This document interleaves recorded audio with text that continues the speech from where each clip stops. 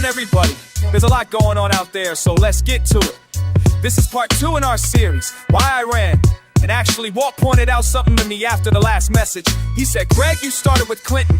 We can go back to Jimmy Carter with the hostage crisis. Carter had to deal with Iran. Reagan had to deal with Ford. All the way up to today, it's always Iran. Well, last week, we talked about the trade route issue, the international north-south trade corridor, and that new rail corridor that bypasses the influence of the West in trade. Today, let's talk about the money piece of it. And I'm gonna start with Roman Empire and how they held it together.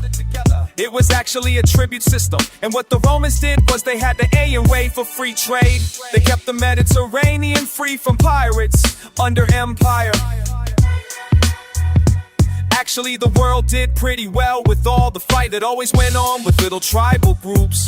Empire sorta kinda like dad keeping, the combatants apart. But the whole empire thing was run by 2 things. First was tribute. If Rome took you over, hey, we took over.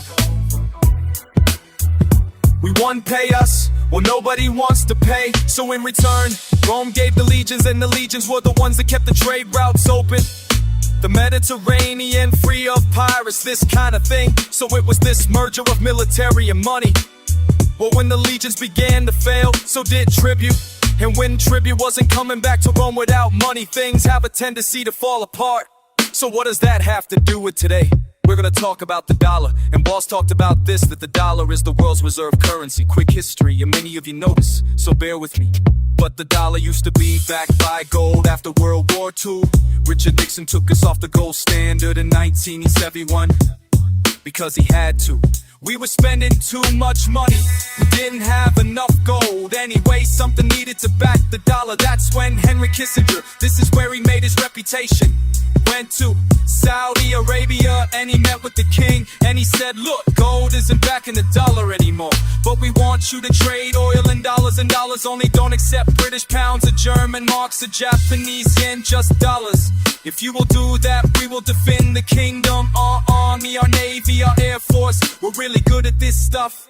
We'll keep the sea lanes open so that you can move your product easily without having to have warships go along with it. We will keep the land, we will maintain peace in the Middle East. And years after Kissinger cut this deal, we found out there was another part to it. He told the king, if you don't take this deal, we may take your oil by force, total pardon. Well, the king said, we don't care how we get married, get paid. We will do the Petro dollar deal.